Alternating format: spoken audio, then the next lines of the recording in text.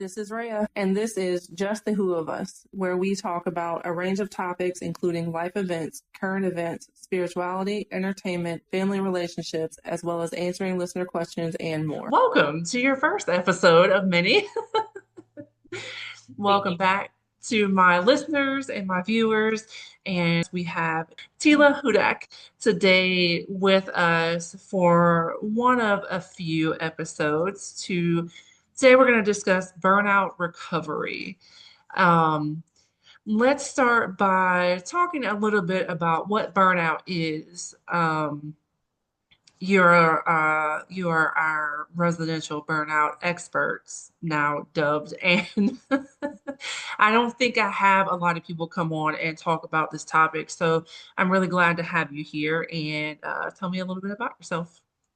Thank you. And yeah, I mean, I think it's a topic that's getting more attention nowadays, but it's definitely not talked about enough. And I think a lot of people may actually be experiencing burnout and not actually realize it because they don't know what the signs are. Yeah. And just to introduce myself a little bit, as you mentioned, my name is Teela Hudak. I am a burnout recovery strategist. And so I just help people experience life without burnout and figure out ways how to prevent themselves from burning out.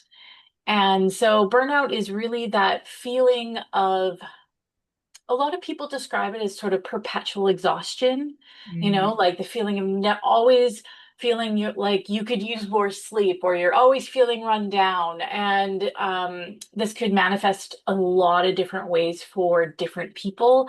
Sometimes people are perpetually sick, like they catch every cold that goes around, and it's just yeah. a sign that your system is really run down. Other people experience more mentally, where they have a very low, end up having a very low tolerance for stress or change, or things that normally wouldn't upset them are very upsetting.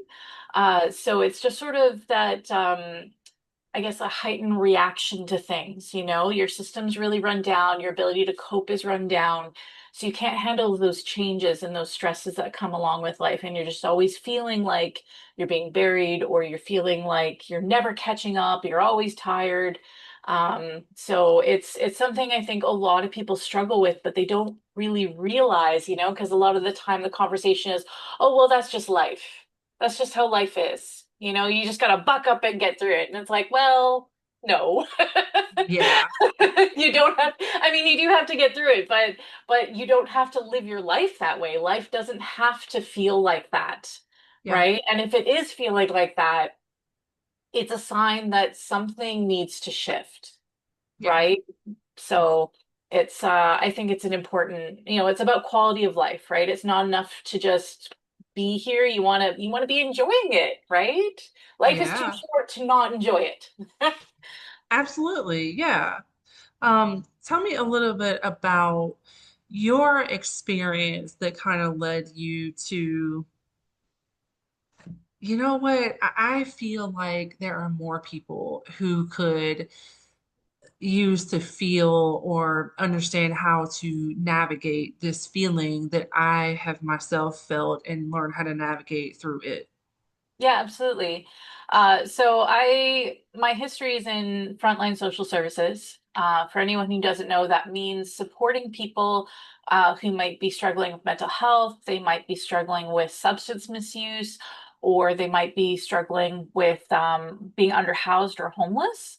And so I spent a lot of time, about 10 years actually, doing direct service, supporting people in that type of position where they're literally at the lowest point of their lives. They're experiencing the most problems.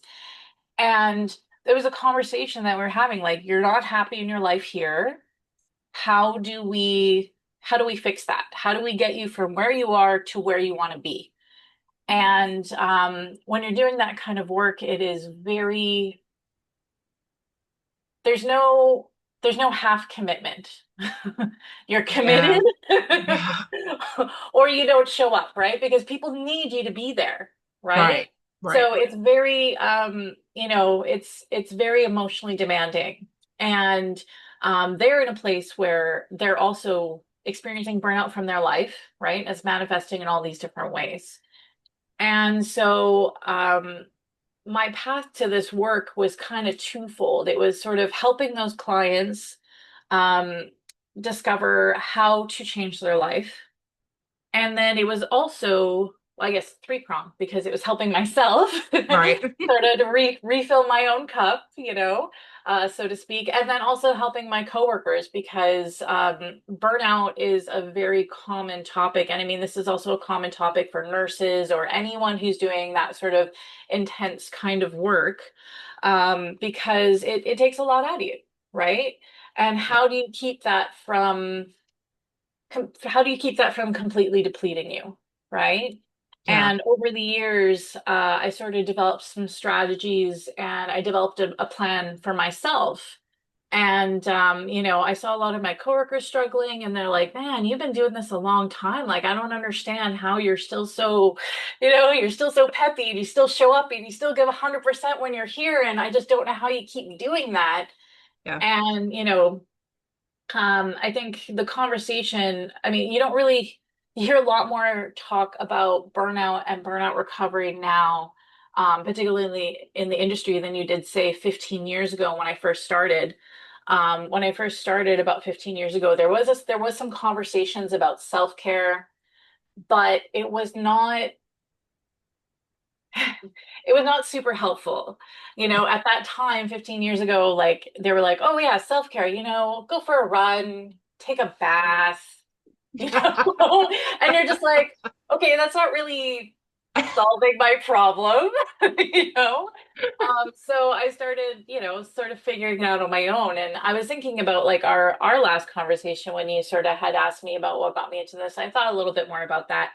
And I realized too that for myself, there was a time before I sort of started developing that plan for myself, that there was a point where my sense of self-worth was so tied to what I was doing and what I was giving Yeah. that I actually had a time in my life where I felt that I had no inherent value, right? Because my own personal value is so tied to being able to produce, being able to give. And if my identity was I can't do that, then who am I? Yeah. Right? Yeah. And Yeah. so that sort of led me, and that's what I think what really kicked this into high gear for me was that's not okay, right? It's not okay to feel that way. I wouldn't want someone else to feel that way. I would be horrified if somebody said to me, I have no inherent value, I have no worth. Yes, Right. you do, right? Right. Everyone Right.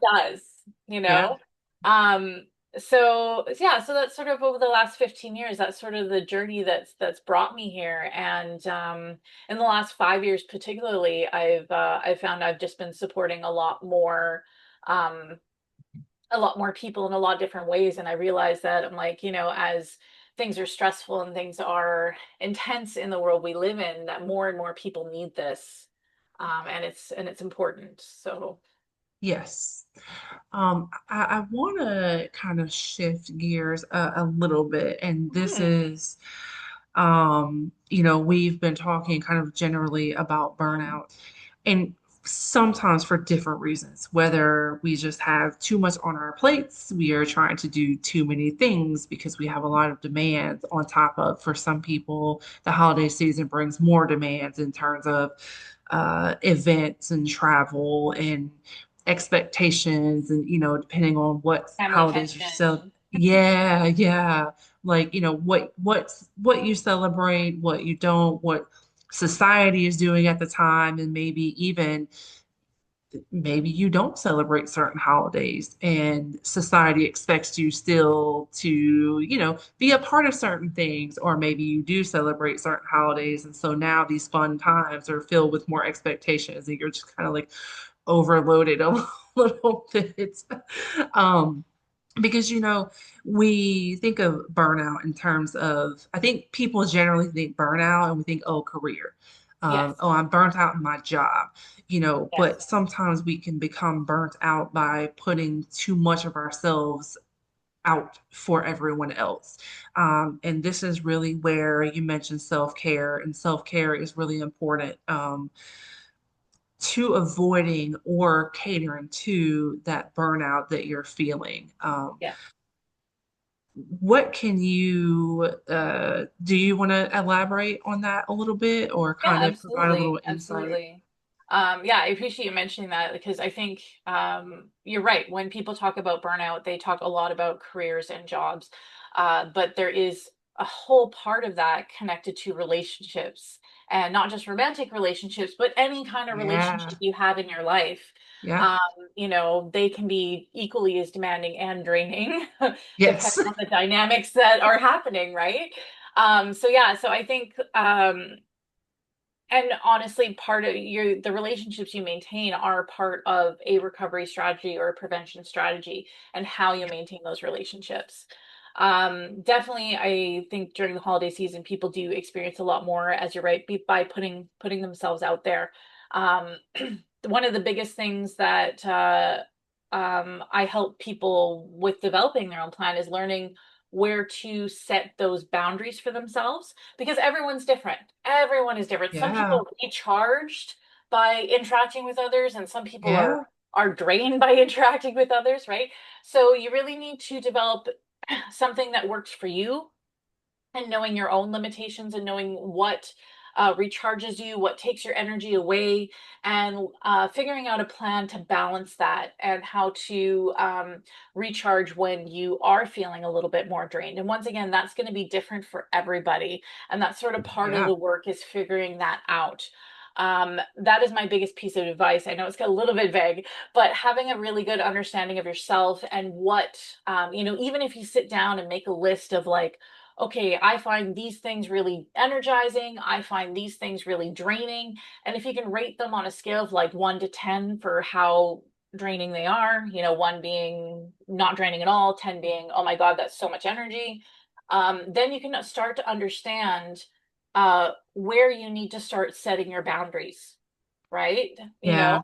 And Yeah. there's a desire over the holidays for a lot of people to sort of overcommit, you know, and because there's all these things happening, right? And we don't want to miss out. There's this whole fear of missing out on something fun, and the holidays are meant to be fun, and we want to be a part of that, and there's nothing wrong with that.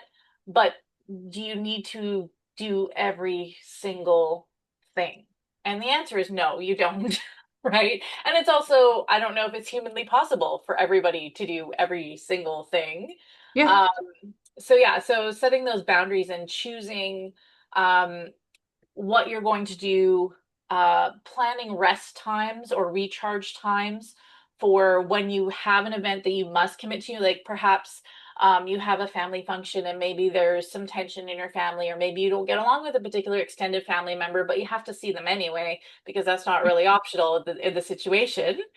Then making sure that, you know what, I know that this dinner is coming up. I know that it might be very taxing for me. So I'm going to make sure that the day after, or the evening after, or sometime shortly after that, or before that, that I'm going to give myself a window of time to do something that I find really enjoyable and really recharging and rebalancing, right? And making sure to build in those rest periods is really critical. And I think that's something a lot of people miss. You've touched on so many great points, honestly. I'm like, you actually like took some of the words out of my mouth. So there's a article I wrote last year for Brands Magazine, and I was actually pulling it up because I wanted to be accurate about like when I wrote this. So last year in November, I wrote an article, Holiday Mental Health Focus, and this article actually talks about those very same things. Great One minds think way, alike. right, right, exactly. One thing that you pointed out that I also was like, this is very important. Prioritizing your time, prioritizing your boundaries, and knowing what you don't have to do, which is overextend yourself. Um, you know, Boundaries alone. Boy, we could make a whole separate episode about boundaries and burnout, but I learned over the years that implementation of boundaries is so necessary for my mental health, Yeah. as is most of us, especially when you're an extrovert, you're a people pleaser, you want to do all the things and make everybody happy. You are more likely to quickly experience burnout because of overexertion, right? I'm overextending and overexerting myself to make everybody happy. And we don't have to do that. And that's even sounds a little weird still coming out of my mouth to myself, but we really don't. Placing boundaries around the people, the places, and the things that you involve yourself in is very important. I had an incident last holiday season, last October, with a family member that I have already placed a hard boundary about this year. Recently, discussing holidays, I said, we will absolutely be involved in these holiday events. However, if this person happens to show up, my family and I will be leaving. And that's just that, and it's not taking away from anyone else, Yeah. but it's respecting and protecting yourself. You know, and it doesn't have to be just limited to family members. No, If there are events that make you uncomfortable or stressed out, just communicate and say, hey, I appreciate the invite. Thank you for thinking of me, but unfortunately, I won't be able to attend. And that's all you need to say. that's You right. know, Yep. you don't have to give explanations. You don't have because if you have the right people in your life, then they'll respect that and they won't push those boundaries. And if they do, then that kind That's of a lets different you know conversation. that's it. Yeah, then we need to think about readjusting boundaries to keep ourselves safe from, those boundary pushing people. But Yeah. so yeah, that's really, really important. Another one is time management, financial management. Yeah. Managing our time as well as our finances is also going to help us to kind of prevent that burnout too, because if you're financially stressed and that's going to contribute to that emotional burnout. You're stressed, you're on higher alert, your nerves a little bit thinner, your patience a little bit thinner, and you're just not going to enjoy things as much. There's and sometimes and respecting other people's boundaries, Mhm. because obviously naturally if we want someone to respect us, we also have to give that respect. And being that person who says, okay, I hear that boundary, I hear your thank you, but I won't be attending, and I have to take that for what it is. Mhm. There's things that happen in my life and I've been like, but I want this to happen, you know, and the Mhm. other person or whatever is, I can't afford to do this, or I just don't have the time or the, resources to travel, or I also want to protect my peace and not be in a situation. And sometimes it can be difficult to hear those things, Yeah. or to understand, hey, just because I want something to go a certain way doesn't mean it has to and doesn't mean it will. And that's another thing for me is learning to control the things I can control and not control the things that are out of my control. Because when we have a goal in mind, naturally we want to control and get to that goal. And it's sometimes it's out of respect of others that goal maybe has to be modified. Yeah. I think a lot of people sometimes struggle with setting boundaries because they also feel that it's awkward in some cases. Yeah, yeah, And just sort of getting over that feeling, like you said, I think is very important. I also want to point out too that sometimes if you do find yourself in a situation maybe over the holidays, maybe at a friend's house or family or wherever you are. Maybe it's a work thing, who knows? And you can set boundaries in that moment around specific conversations too, especially yeah, around the holidays. Some conversations are obviously very heated, people get very emotional. There's nothing wrong with that. The fact that people get emotional means it's an important conversation. And it's an important conversation that needs to happen. But the question yeah. is, does it need to happen at that moment? That's And in such a good the yeah, in the holiday situation, my rule of thumb is No. No, it's an important conversation, but it does not need to happen here and now, right? Yeah. And Yeah. being able to say that to someone, like, hey, you know what? This is a holiday event. Let's keep it light. This is and acknowledging this is an important conversation. I think that's a really important piece because if people are emotional about a topic and they want to talk about it and they're shut down immediately, that's going to make them upset. So acknowledging that their feelings is a critical Yeah. component that, like, I understand this is really important to you. I understand this is a very important conversation, but it is a conversation that doesn't need to take place right now, right? And is it in the best 100%. interest of this gathering that it happens right now, right? Yeah, yeah. And that's a really important um point in any scenario. And sometimes it's difficult to accept, and I like the fact that you pointed that out too, because looking at things from both perspectives, as the giver and the receiver, I've been on both ends. Actually was in a situation with my 15-year-old at the time, and she said to me, I don't want to talk about this. And it was involving a very emotional, sensitive topic. And around the holiday season, my grandmother just passed, all these things had just happened. And I was in a very emotional state, and I got upset. And I Hmm. was like, but I want to talk about it now.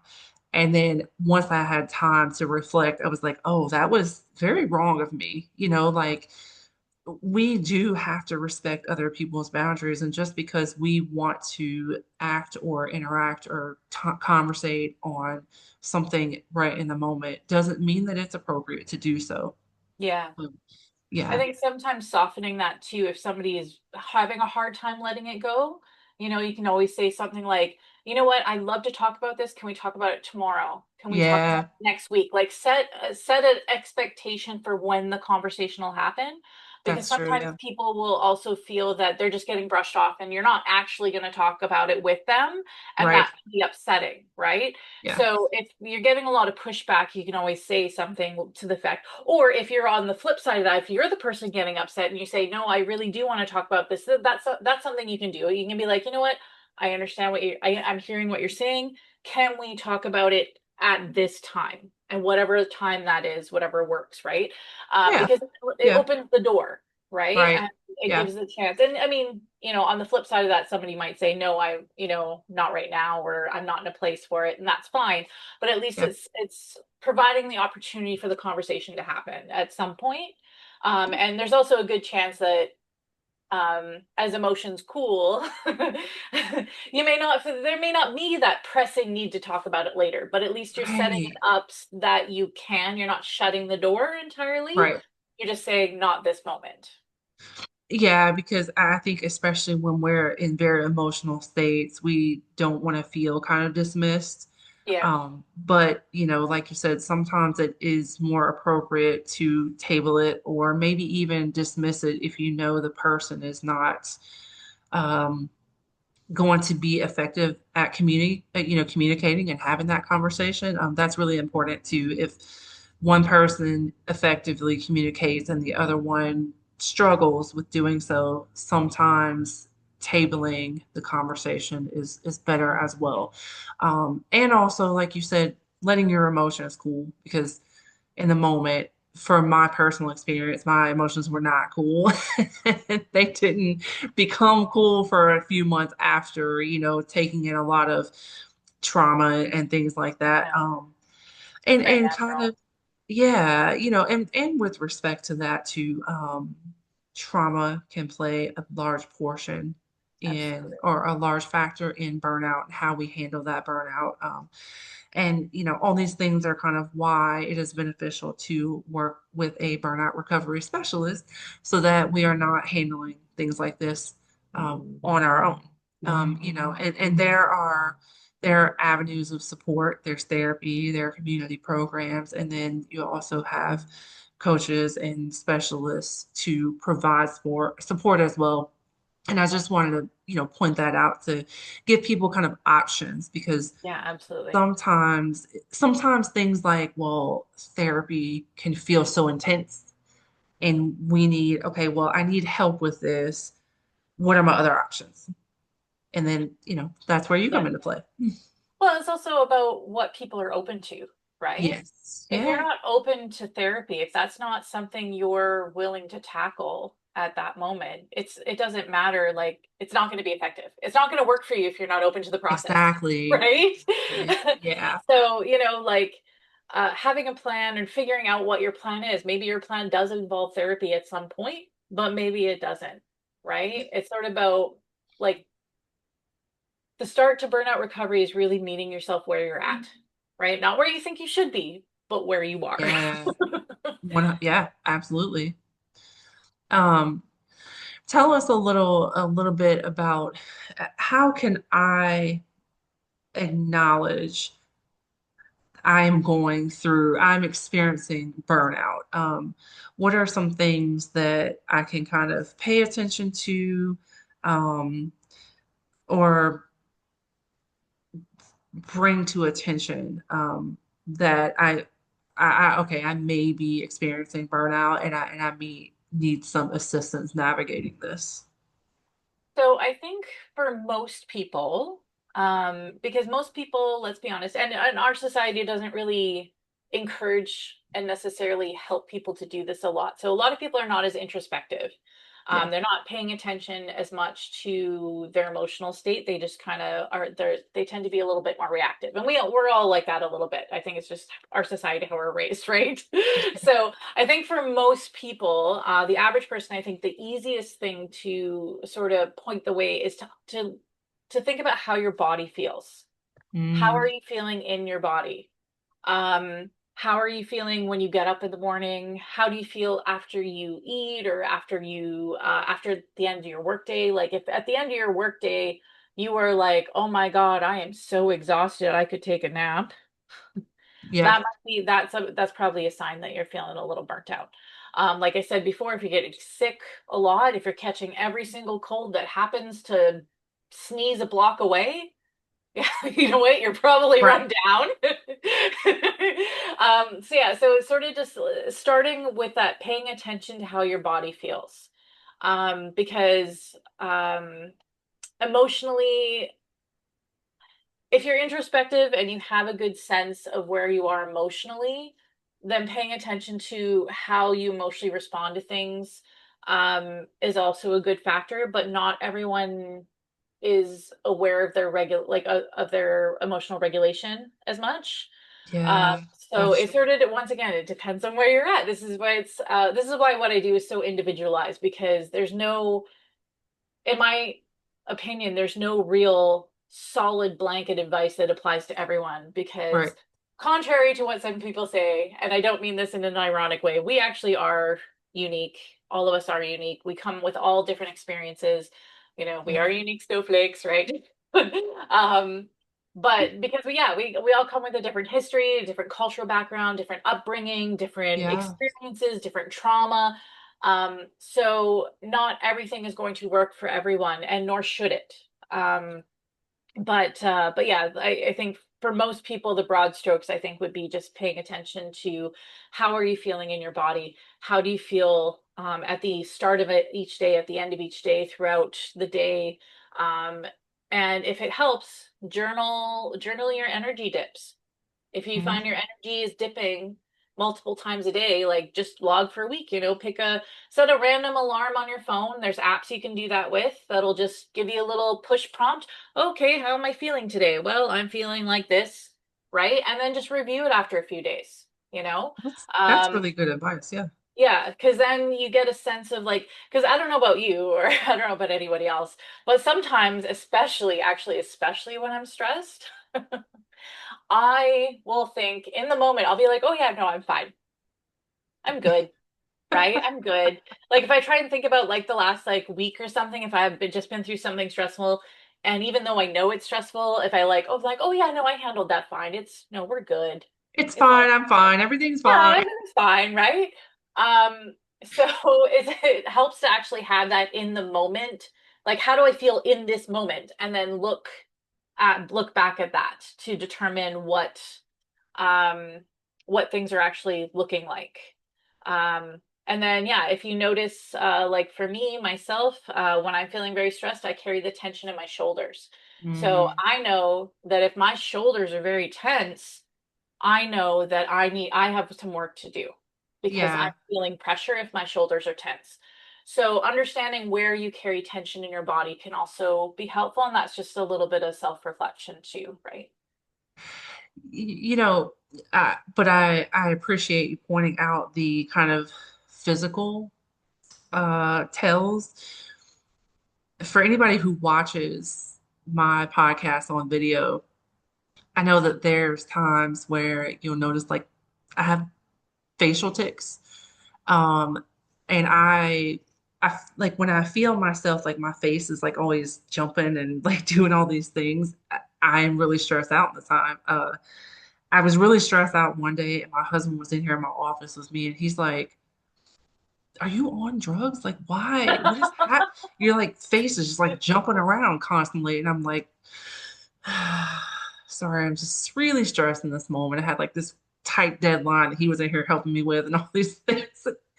But I noticed for myself, like these facial tics are like super intense, or if I'm talking about a real stressful situation or something like that, that's something that like physically I can notice. But I think that like the physical tension is something that's very like generic for most of us. Yeah. If we, if we feel really tight, because sometimes you'll just feel tight and you're just like take a deep breath and kind of and it also helps with your emotional regulation, right? Like Yes. if we are regulating our emotions physically with the physical reactors in our body, or if we're regulating those physical reactors, we can kind of calm down those emotions a little bit that might be heightened because of our stress. Um, Yeah. so I appreciate you pointing that out too, and the physical um, traits can differ for different people have different things and Mhm. so really listening and paying attention to our bodies is important. The getting sick all the time or the feeling tense all the time, or if you have things like tics, like the increase in tics, or your increase in maybe depression or sleeplessness, all these physical things that are going on with our body. And we're like, why am I feeling like this? Oh, I might be a little burnt out and I might need some help with this. Yeah. Yeah.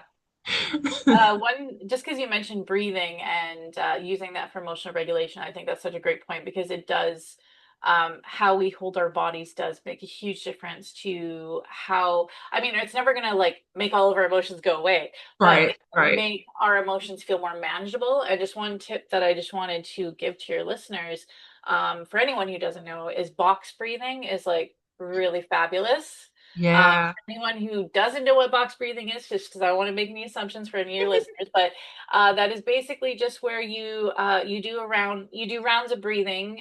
Some people do it in counts of three or sometimes four. But you basically, you breathe in for a count, you hold it for a count, release for a count, hold it for a count, and breathe in again. And that's why it's called, a nice little box breathing. Um, it is actually very difficult after you've been doing box breathing for a few minutes. It is very difficult to feel emotionally amped up. Because if you can Interesting. actually do it for, I think the longest it's ever taken me has been maybe about 5 minutes of doing it. And like, it calms your system down. It calms your nervous system down, which if your emotions are at like, an 8 or something, it'll bring you down to maybe a 2. You know what I mean? So it's like Yeah. really effective if you can find, if you are feeling really emotionally tense, if you can just find a quiet corner, do some box breathing, that'll just like it'll help bring you down. Yeah, and it's helpful with children too. My son's therapist, she talked to him about box breathing in relation to managing anger in certain moments. Mhm. And it is very helpful for adults and children alike. So if you are a parent or a caregiver, or you have children in your life who you notice sometimes, as children do, struggle with emotional regulation, it is a really easy technique for kids as well. Yeah. Yeah, it's a good tool. Yeah, definitely. Yeah. I think a lot of times we as people we kind of it's outside out of sight out of mind. So we don't see our systems working internally. And so we kind of forget about our nervous system and the fact that, we need to nurture it as well. And it does impact our physical and everything, our emotions, our physical health, our overall wellness. So it's important to pay attention to and cater to those body systems that we don't see and they aren't like as obvious that they are reacting as well. Absolutely. Absolutely. Hopefully, we did a good job of explaining things and providing you a little bit of assistance and comfort in navigating burnout and stressors and holiday stress and navigation and things like that. I mean, if Let anybody is interested in learning more, they can always check out my website as well. It's Yeah. resilientselfgrowth.com. I often also, usually at least once a month, I run a live free masterclass as well, tackling one aspect. Nice. Totally free to sign up, and it's not I don't talk at you for, the period of time. It's actually like an interactive, like we dig into stuff, we work on Nice. things because it's important to me that people walk away with something they can actually use, right? So we start Right. that process of figuring out the first steps of your plan. Um, so yeah, if anybody wants to dive a little deeper into that. Perfect. And where can they access that? Oh, so the listings are on my website, Resilient Self Growth. Yeah. Okay. All right. And I'll make sure and put that in the description as well so they can check that out. And do you have any social media or anything that you want to share? Yeah, I mean, it's all linked on my website. I Okay. cater most of the major platforms, YouTube, Facebook, Instagram, TikTok. I don't do Twitter. Or sorry, X. I don't do X. Yeah, me Um, either. but yeah, but most of the other platforms, and it's all linked there. And I actually right now I'm doing a series on social media called that I'm calling pause prompts. So Hmm. they're just little 30-second videos, and each video features a different reflective prompt. So if you're looking for some like journaling prompts, you can always check out my social feeds for that. And I usually post one.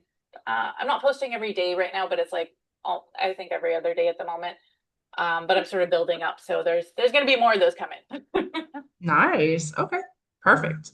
All right. Well, thank you for being here with us. And we Thank you will for having actually see you again soon on your next topic. We're gonna discuss homelessness me. and your kind of experience in social work regarding that. And so I'm looking forward to that. And make sure you guys check out her next episode coming to be determined. Sometime soon. Sometime soon. All right. Thank you. Thank you. Check us out on YouTube at Reah Higgs, ReahHagues. You can also keep up with us on Instagram at Just the Who Podcast.